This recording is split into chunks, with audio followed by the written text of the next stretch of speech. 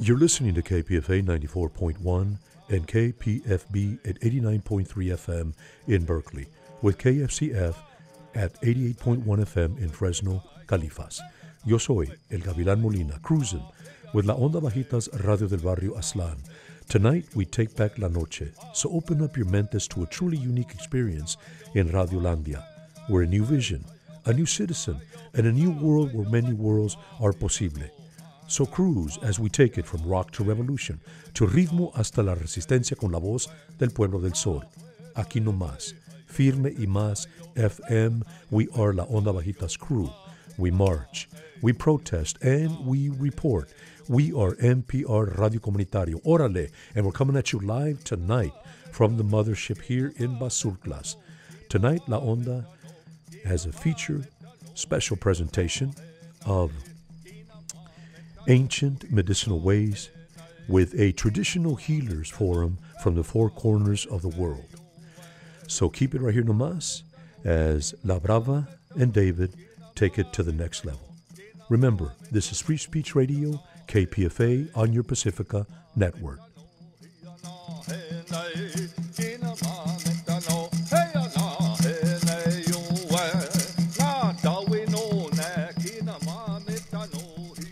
And welcome, this is LaBrava, and it's a real honor to be here. We are bringing you a traditional healers forum from the four corners of the world, and my special guest host is David Kukkola.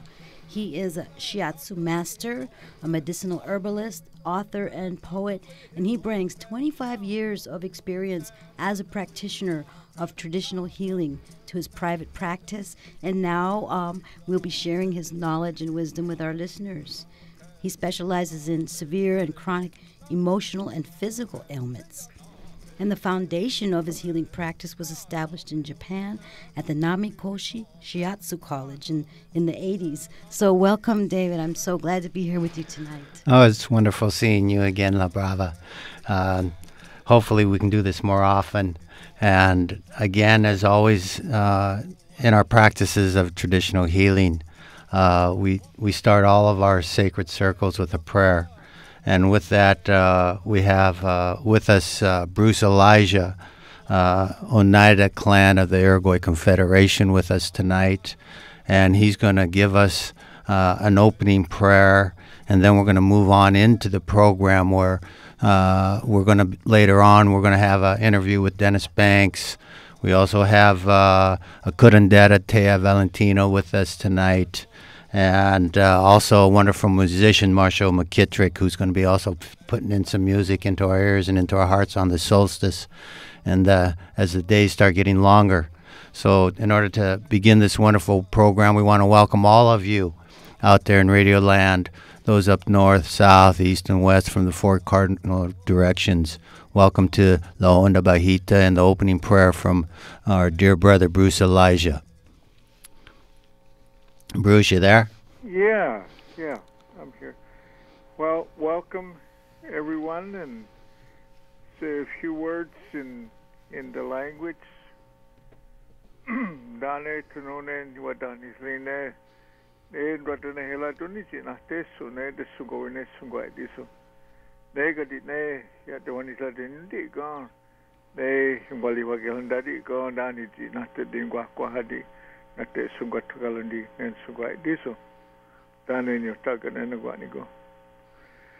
the opening for this evening is that one of the things that we have is the teachings of the seven grandfathers. And always with that is that we teach our young people. And by starting from the young people, you kind of miss or avoid a lot of the problems that young people get into. And the first one of that is honesty. And the second one is love. And the third one is humility. And the fourth one is truth. And the fifth one is wisdom. And the sixth is respect. and the last one is bravery. If we use that in our language every day, you can pretty well live through your life avoiding all of the many problems that people are facing today. And so with that, that's always our reminder when we do our Thanksgiving address, and that those come first before anything else, before everything else. And reminding ourselves that each and every one of us has that responsibility to be able to touch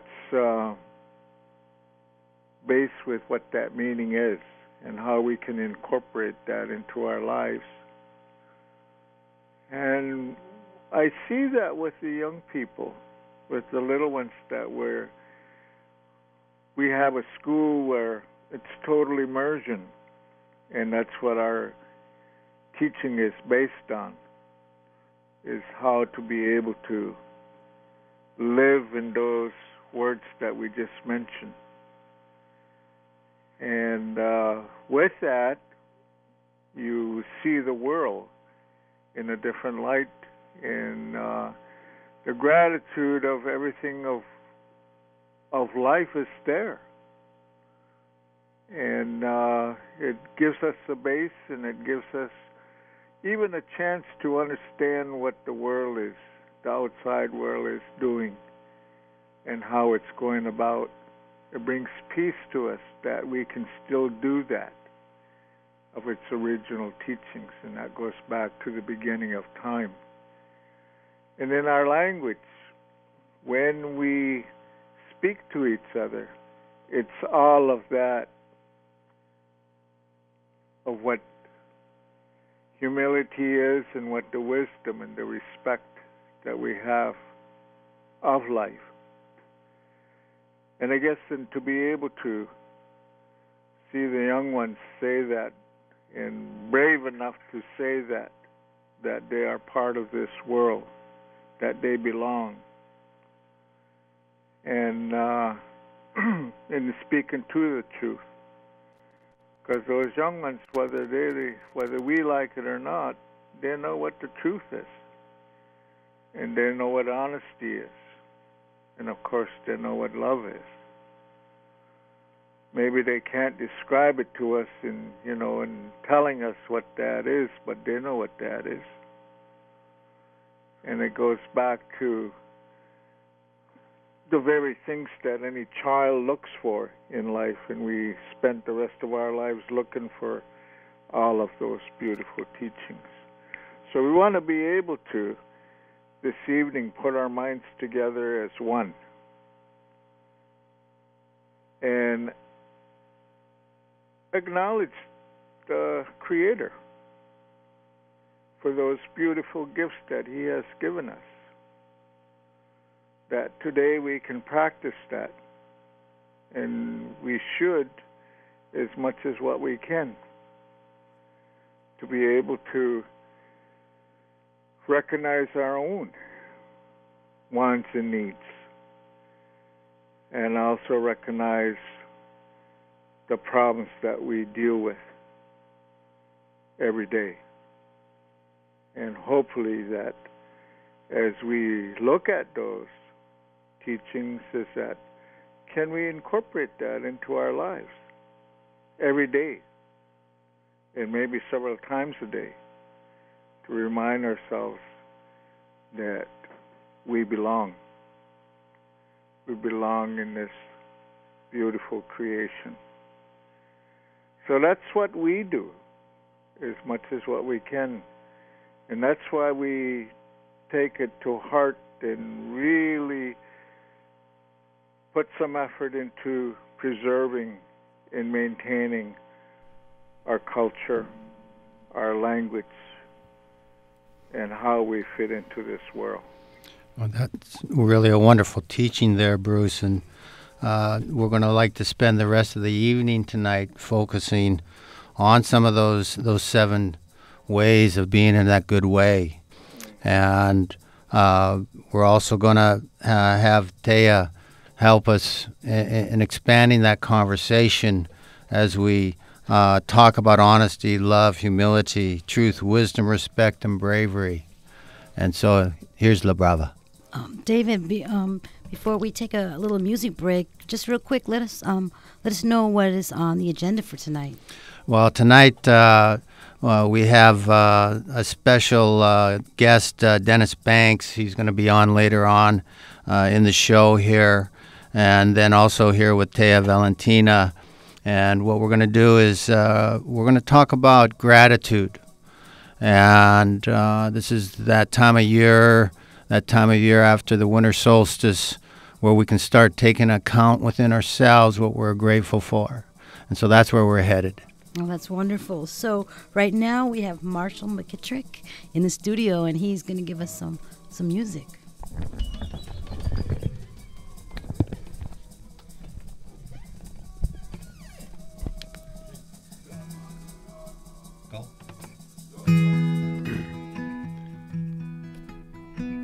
Oh, the beauty of the earth, oh, the beauty of the skies, oh, the love which from our birth over and around us lies. To Great Spirit, come what may, I am grateful every day for the ever-changing wheel, for the changing seasons flow, for the eternal spiral dance, how life's mystery makes it so.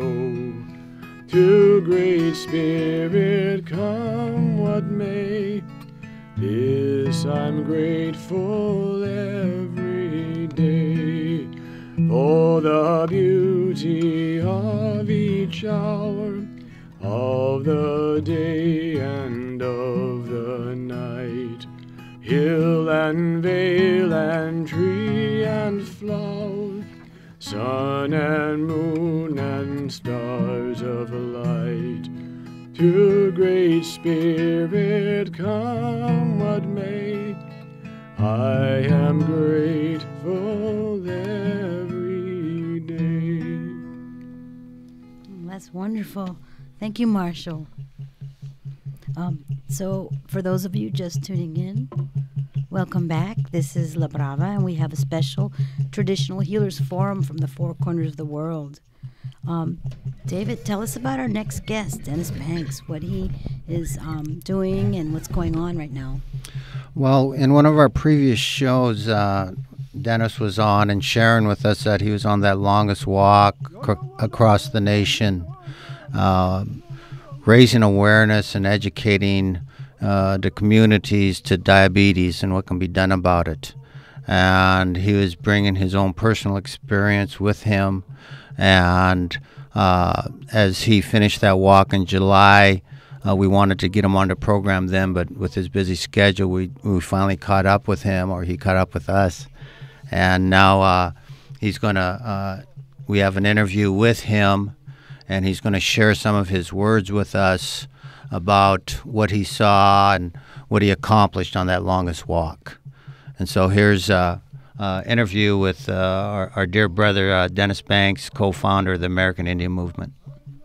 Good evening, everybody. This is David Kukkola at KPFA on La Onda Bajita, and we want to welcome all of you out there in Radio Land, you out there in Modesto, Santa Cruz, up north Santa Rosa. We're here tonight again talking about the Traditional Healers Program for the four corners of the world. And this program, you know, is brought on La Onda every 3 months. And we talk about traditional healing and the importance it has for not only for our well-being, for ourselves, but also for our children our grandchildren, and so that we can walk in that good way, so that we can have that good mind, have that good heart, have that good body. Tonight, I got my longtime friend, brother, comrade, just this past summer, the longest walk across the United States in his commitment to help his people with an epidemic that's been covering not only the Turtle Island, but north and south also. And that epidemic has been diabetes, the sugar disease. Dennis, we got you one of our first programs, and you were just beginning to walk. And then now we're so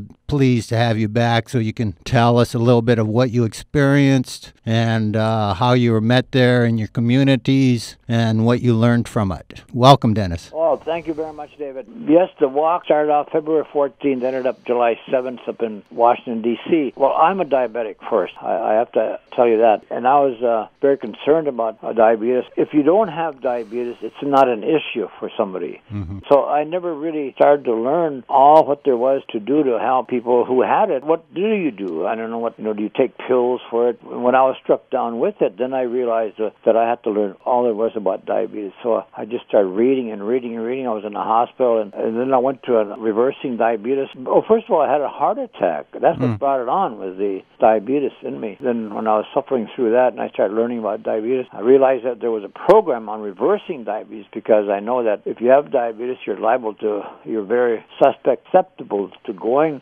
Your health is very dangerous, and you might end up on dialysis machines. Once you have dialysis, then you know your kidneys are gone, and it's a matter of time. And people who are on dialysis, to me, I've learned their lifespan is about 5 years once they begin on dialysis, because then things are spiraling downhill very, very fast. If you don't change, I want to say that if you don't change your habit, if you don't change your eating habits, if you don't change what you're doing with your health, if you don't do any exercise, then it's less than 5 years. But if you suddenly are on it and you realize you've got to do something to change your diet to live longer, you got to start eating good foods. You got to throw away all that fried foods and candies and the sweetnesses. The diabetes will thrive in what they call an acidic environment, so it thrives in it. But if you have an alkaline environment, a lot of fresh vegetables, greens, the more greens, the better your system becomes. It's called the alkaline environment. It won't thrive in there. It just will not thrive, and it'll just die a slow death. So if there are cancer or diabetes, trying to take over, your pancreas is in good shape. Your kidneys are in good shape, so there was absolutely no chance of diabetes coming into your system. It's not something you catch, something that grows inside of you if you don't take care of your health, if you're just bombarding yourself with a lot of foods, sugary foods. Foods filled with the processed foods. Yeah. Oh, absolutely. I was given 9 kinds of pills by the time I got out of the hospital. 2 are for the heart. The 9 kinds were just all kinds of blood pressure, this and that. I went to this reversing diabetes program, and the first thing they did was put on a juice fast. Nothing but vegetables, 9 kinds of vegetables, including dandelion. When I entered there, it was a 3-week program. When I entered, my glucose was 400, 405. And then the first week of nothing but having juice for breakfast, juice for lunch, juice for dinner, this all the way for 7 days, my glucose came down from 400 to 95, and that's where I maintained that. It gets spiked every now and to about 120, maybe 130. I keep it down low. I do a lot of walking. I do a lot of make sure I have fresh vegetables on. Even when I'm traveling, I go in there and I don't go for the chips and stuff. I go in there and I go to grocery stores, pick up some cucumbers, some celery, some carrots, stuff like that, and I make myself little baggies. So those are my snacks from now on. So that's great. You brought up the issue of alkalinity, and I know in my work and the years that I've had my clinics that alkalinity has always been a big hallmark for those of us who are working towards wellness, and that alkalinity, as you brought up, is also very key in the diabetes. The other thing that I found interesting, too, is that there's other kinds of foods that also alkalize the body. And when I say foods, I tell everybody, everything here is a food. Everything here is a medicine. People you meet today, there's some medicine there for you, wherever you go. And so that we know that also that exercise, you mentioned walking. Yep. We know that walking is one of the best alkalizers in the body, exercise. Yes. Mm-hmm. And so I found it very symbolic that you would use the longest walk as that form of exercise, as not only an alkalizer of the body, but also to bring everyone's attention, that mental capacity to understand that it's our lifestyles that creates acid condition. And so when we talk about acidity, we're talking about making sure that the water we drink is clean and pure. We're talking about acidity. It's like acid thoughts, you know, those negative thoughts, right? Making sure that you clean those thoughts up so that you're thinking in that good way. And I know that, you know, you're been in the sweat lodge and a sun dancer, and that you've used ceremonies on alkaline to alkalize the whole being. And so as you went across Turtle Island here to the different communities, how were you received there, and what was the response from those peoples that have been making this transition into a better way of life? That was one of the things that I found along. I went through 72 reservations and communities and villages along the way. I targeted, my route. I would go through a lot of Indian country. And IHS is saying that there are 12 to 15% of our people are diabetic. As I walked through, I began to kind of question that. And then as I found tribes where there's 95% of the tribes are diabetic, 100% in one tribe, others 80%, 40%, 60%. I now believe, after going through all of them, the percentage of our people that have diabetes is more like 50 to 60%. And the red flags should be flying. Those antennas should be going up in the air. It's epidemic. It is ruining the quality of our health. And, there's no quality of our health. Once you have diabetes and you start going downhill, it's just, you're not thinking about going to the polymers anymore. You're thinking about going to the dialysis. You're thinking about going to the hospital. You got to check your blood, make sure that, that you're close to the hospital at all times. It just, your quality of your life is just zero then. It just so... That's when you start missing important ceremonies because of your blood sugar, then you know that something is terribly wrong, and it will get you, and that's the sadness about it. So another thing too is that, like my friend Russell Means, he had thyroid cancer, and this is a very, very unusual story. This happened within the last 4 or 5 months. He was at UCLA Medical Center. They diagnosed him with thyroid cancer. He had almost like a big golf ball lump in his throat. They said they were recommending surgery, but they'd have to take part of his voice box and also his tongue back there. And he said, nope, I'm not going to do that. He says, I'm going to find my own medicine. He went to a medicine man in Kenora, Canada, who recommended some teas, a swamp tea for him. Told him to take it, hot in the evening and in the morning time, and then twice during the day. And he did it. I visited him when he was talking like this. And so then finally, when they said he had 60 to 90 days to live, called him up, Russ, and said, Russ, I said, I'm going to come visit you. And he says, come on, he's using.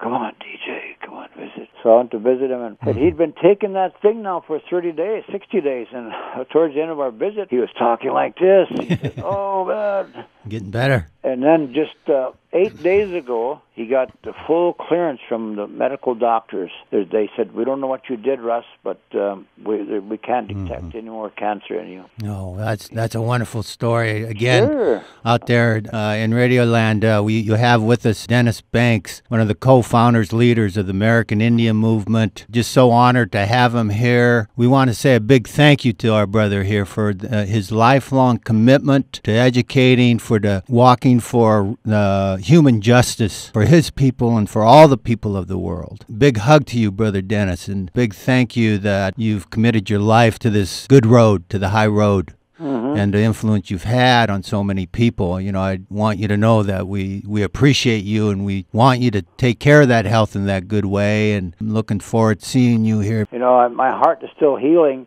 and I'm having a little bit of problems. As I said, I will not die of diabetes, but my heart may give out. But I'm not gonna give up anytime. I'm gonna keep going forward. So, and I think that our natural medicines, that's the answer. It's key. Well, of course, exercise, and real good nutritional eating. But I also think our medicines, the traditional medicines, herbal medicines, the medicinal plants, those are very key in keeping us going. And I think that's what we should be starting to do. I wish I would have learned I wish I'd really learned learned all this stuff when I was younger, I would have had, maybe I would have been on this path a lot earlier about good health. Right, and that's one of the key missions here on La Honda Bajita on the Traditional Healers Forum from the four corners of the world is to bring this old medicine back to the forefront. Bring it back to the forefront where we can sit in our communities and bring back these medicines that heal the body, don't damage with side effects all this modern pharmaceutical. And so we're just real tickled here. So that we'd like you to now just take a minute here, Dennis, and you've been walking for years and now you got another walk coming up. Could you share a little bit with us on what this walk's about? This walk is a humanitarian walk. It's to raise attention to the length of time of that Leonard Peltier has been in prison. And a lot of people in the movement, we've read the transcripts, we know those in the movement know he's innocent, but for those people that have been on the peripheral edges, they've been reading about Leonard. They now know that the Ninth Circuit questioned the attorneys who prosecuted him. And what's the meaning of this? You said 16 years ago that he was the shooter. Now you come up here and saying that he was not the shooter. That you don't. Who killed Leonard Peltier? They asked the prosecutor, and they said, Your Honor, we don't know. And we thought for sure that Peltier would be freed, but because of some technicality, he still is in prison. 33 and a half plus years, more than any other. He has done the standard rate of what is a life sentence. The sentencing guidelines say it's 17 years, 8 months, and 23 days. That's a life sentence. He has done twice that amount. And plus, he's got 4 years of good time. 4 years of good time. That should be when he was 31 years in prison. They should have let him go. On both counts, that the Ninth Circuit, asked the prosecution, who killed him, who killed the agent. They said, "Now we don't know who killed him." And so, that alone. And we've been saying he's been innocent all these years. Again, we want to remind all of you out there that as traditional healers, as traditional medicine, when we talk about healing, we talk about the body, the mind, the heart, the spirit. We also have another medicine wheel. It's called self, family, community, and nation. And so that the healing hits all these four cardinal directions. And what our brother Dennis is doing is he's walking for our brother Leonard in the sense of the nation, of reclaiming the nation, reclaiming our communities. And so that we all have to remember it's not just the carrots you eat, but it's also how you walk the walk. And so with that, I want to thank you. Thank you, brother Dennis, for taking time again, for being with us. Thank you. Okay. So long. Goodbye.